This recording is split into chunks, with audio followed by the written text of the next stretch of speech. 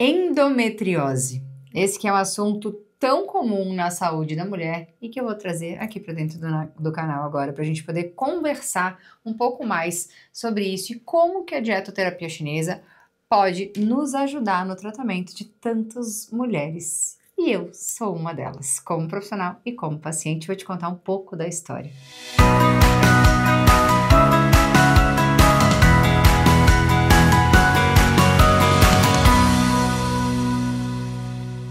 Mas antes, vamos ver um pouquinho da estatística da endometriose para a gente ver o quanto esse assunto é importante e você, como colega profissional de saúde, atendendo principalmente mulheres, porque nós sabemos que as mulheres se cuidam mais que os homens, nós precisamos ter noção de como abordar esse assunto e de quais são os pontos importantes. Então, esses são assuntos que eu vou tratar nesse vídeo. A gente sabe que hoje no Brasil, 10% das mulheres em idade fértil tem o diagnóstico de endometriose, que, diga-se de passagem, é um diagnóstico super complexo de ser fechado. Muitas vezes leva de 7 a 8 anos para poder ter esse diagnóstico. Então, isso é o que a gente tem de estatística de pessoas que já têm o diagnóstico. E tantas outras mulheres têm os sintomas e ainda não têm o diagnóstico fechado. É uma das causas mais comuns de questões de saúde da mulher em mulheres entre 25 e 40 anos. Então, é muita mulher passando por dificuldades aí em decorrência da endometriose. Essa é uma das causas mais comuns de infertilidade, inclusive, e isso se torna não só um problema de saúde da mulher, como um problema de saúde pública, muitas vezes, porque casais têm dificuldade de engravidar e muitas das vezes a gente tem um cenário aí envolvendo a endometriose. Sabemos que existem várias outras causas, mas essa é uma delas. Então vamos conversar um pouco sobre isso. E eu quis trazer um dado muito importante que eu fiquei particularmente chocada quando eu tive acesso, que é um estudo epidemiológico analisando o perfil de personalidade das mulheres com endometriose. E a gente começa a entender algumas coisas dentro da perspectiva da medicina chinesa, que é o foco desse canal aqui. As mulheres com endometriose nesse estudo foram tidas como mulheres que são muito fazedoras. E se você é uma dessas pessoas, assim como eu, vai se identificar um pouco com isso também. São mulheres que resolvem muitas coisas, são mulheres que normalmente são bem independentes, inclusive financeiramente. São mulheres que são arrimos de família, muitas vezes. São mulheres que conseguem resolver muitos problemas e, dentro de uma interpretação minha, vamos dizer assim, para raio de problema. E isso quer dizer que elas resolvem, mas isso tem um custo. E dentro da perspectiva da medicina chinesa, a gente começa a entender que o custo está num comprometimento da energia yin. Quando a gente está falando de questões de saúde da mulher, nós precisamos olhar para o elemento água, nós precisamos olhar para a energia yin sendo comprometida. E quando essa mulher é uma mulher que faz muitas coisas, está sempre realizando muitas coisas, normalmente é uma mulher que não está conseguindo equilibrar muito bem o yin e o yang, o fazer do yang com o não fazer do yin. E aí a gente começa a ter questões de comprometimento de saúde da mulher olhando para essa perspectiva da medicina chinesa. Dentro desse estudo epidemiológico também, a gente percebeu que mulheres com endometriose dividem histórias de vida muitas vezes semelhantes, mesmo em famílias completamente diferentes. E muitas dessas mulheres relataram problemas com o lado masculino, problemas com o pai ou com alguma figura que representa o pai.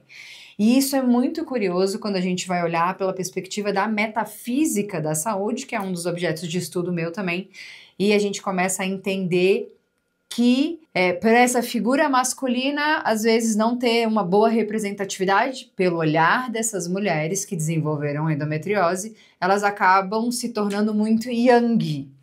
E elas precisam ocupar um espaço que não foi ocupado por uma figura masculina. E isso tudo leva a gente a entender algumas questões que acontecem, inclusive dentro desse perfil ainda, mulheres que acabam sendo muito controladoras. E aí, olhando para a metafísica da saúde, na saúde da mulher, a gente passa a entender que é o corpo tentando dar uma explicação para você pode tentar controlar tudo, mas você não vai controlar nem o seu endométrio.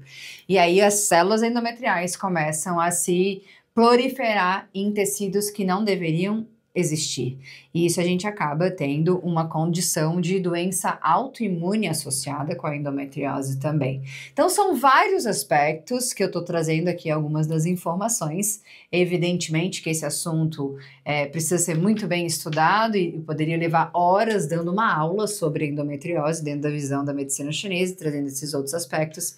Mas é importante que quando você converse com uma mulher com endometriose, você lembre que existem vários aspectos, inclusive de vida, de experiências de vida, de relação familiar, de questões socioeconômicas, culturais e de comportamento. Inclusive aqui no canal já tem um vídeo falando sobre saúde da mulher e comportamento, que tem muito a ver também com algumas reflexões que a gente precisa fazer com as nossas pacientes. E aqui eu te falei que eu me coloco também na posição de paciente diagnosticada com endometriose alguns anos atrás e eu estou sempre atrás de melhorar a minha própria condição, tanto que hoje já tenho a alegria de falar que já estou vivendo o processo de remissão da endometriose, mas depois de muito autoconhecimento e de aplicar tudo que eu ensino também em mim. Então, existe sim, claro que depende do grau, do nível de comprometimento, a minha endometriose é uma endometriose muito inicial, então depende de todos esses fatores, mas é sim uma doença que pode ter um bom controle até uma possível remissão, dependendo do caso mesmo, sem intervenções medicamentosas severas ou intervenções cirúrgicas, como é o caso de muitas mulheres. Quando a gente vai olhar para questões de comorbidades associadas, a gente tem, em algumas mulheres, um grande comprometimento de qualidade de vida e a gente vai fazer logo a associação com os 5 elementos da medicina chinesa. Dentro da perspectiva de alguns casos, a gente tem comprometimentos intestinais graves, que algumas mulheres evoluem para mais de uma cirurgia de remoção de uma parte do intestino. Isso acaba comprometendo muito a qualidade de vida delas. A gente pode ter depósitos comprometendo a saúde uterina, a saúde ovariana, isso são bem comuns de encontrar, e até depósitos de endométrio no pulmão, no cérebro. Então a gente pode ter muita dor associada, né? E a dor, não só às vezes durante o período menstrual que ela se intensifica, mas a dor pode comprometer muito a saúde mental, inclusive dessas mulheres, que são mulheres, como eu falei nesse estudo, ditas de muito fazedoras. Então, são mulheres que, apesar da dor, estão aí vivendo as suas vidas pessoais e profissionais. E isso acaba, ao longo do tempo, tendo um grande comprometimento, um fator de estresse, um ambiente inflamatório muito sério que precisa ser analisado. Dentro da visão do diagnóstico energético, nós podemos ter comprometimentos em vários elementos. E eu vou começar falando do elemento metal, por a gente ter esse componente autoimune na questão. Então, a gente tem uma questão com o metal também, não é à toa a relação do metal com o intestino grosso e o pulmão. A gente pode ter depósitos de endométrio nesses 2 órgãos, que são os órgãos responsáveis pelo elemento metal. Então, nós temos aí uma questão de disfunção intestinal que acaba comprometendo também a microbiota intestinal e essa relação intestino-cérebro que a gente já sabe que existe, muito bem mapeada, ainda muito estudada, tem muitas lacunas a serem entendidas nisso, mas a gente sabe que existe também um comprometimento aí. Então, é um sinal de alerta que o metal está em desequilíbrio. Eu já falei um pouco do elemento água, o elemento envolvido com a saúde da mulher, o elemento do ápice da energia yin, essa energia que está bastante desgastada no caso da endometriose, das mulheres que dividem esse diagnóstico. Então, todas as questões envolvendo saúde da mulher, na verdade, independente do nome, a gente vai olhar para o elemento água como um elemento que está em deficiência, que precisa ser muito bem nutrido.